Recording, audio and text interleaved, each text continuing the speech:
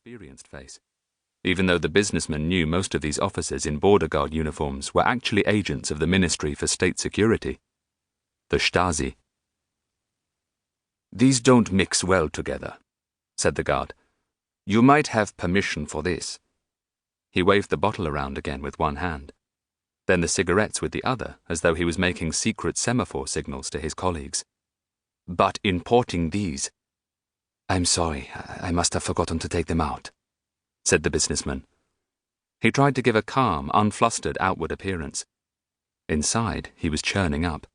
He needed the guard to want to confiscate the cigarettes and relish the thought of quietly smoking them or sharing them with his fellow officers. The guard's semaphore-like waving paused mid-air. This interaction had reached a critical point. The businessman held his breath, his heart tapping a steady drumbeat.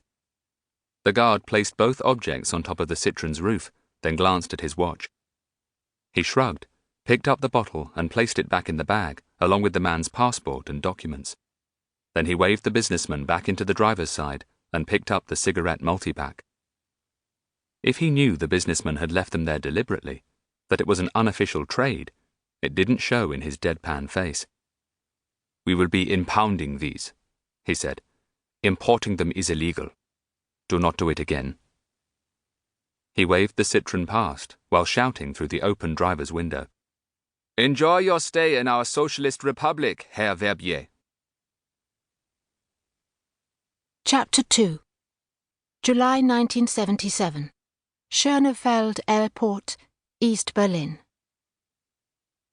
Touchdown in the Hauptstadt, despite being bumpy, brought an overwhelming sense of relief to Major Karin MUller, the head of the Volkspolizei Serious Crimes Department. Her family holiday had been curtailed by the telex delivered to her hotel on the Bulgarian Black Sea coast. Urgent message for Comrade Major Karin MUller, room 411. Ring Comrade Oberst Reiniger at the People's Police HQ at Keibelstrasse, and prepare for immediate return to the Hauptstadt.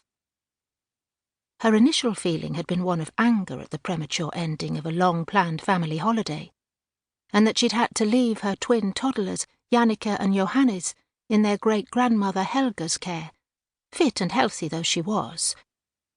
But that anger had been swept aside as soon as she had reached Burgas Airport, where it had been replaced by a fear, a terror of flying.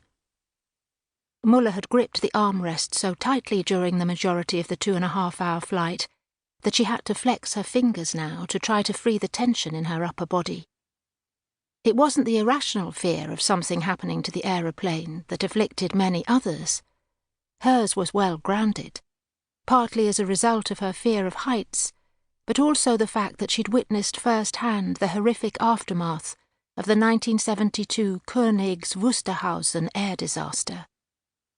Plane crashes, even accidental ones, were the remit of the K, the Kriminalpolizei. One of her jobs as a young Unterleutnant had been informing the relatives of the more than 150 people who'd perished when the Ilyushin plane broke up in mid-air after an on-board fire.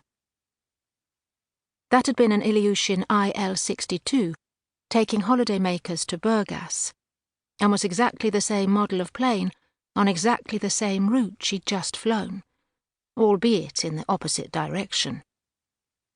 For much of this flight, she'd been unable to push the images out of her head of the blackened, broken wreckage of the plane in the middle of the woods, just a few kilometres south of this airport. It had been Germany's worst ever air disaster. When she'd rung Reiniger, he'd been less than forthcoming about exactly why her holiday had had to be curtailed, other to inform her that her deputy, Hauptmann Werner Tilsner, would be meeting her here at the airport, and then they'd both be travelling south to the scene of an apparent crime. The body of a middle-aged male had been found in a factory near Karl-Marx-Stadt in suspicious circumstances. That was pretty much all she knew. But for Reiniger to send the Serious Crimes Department, effectively her, Tilsner, and their forensic scientist Jonas Schmidt, then there had to be something more behind it.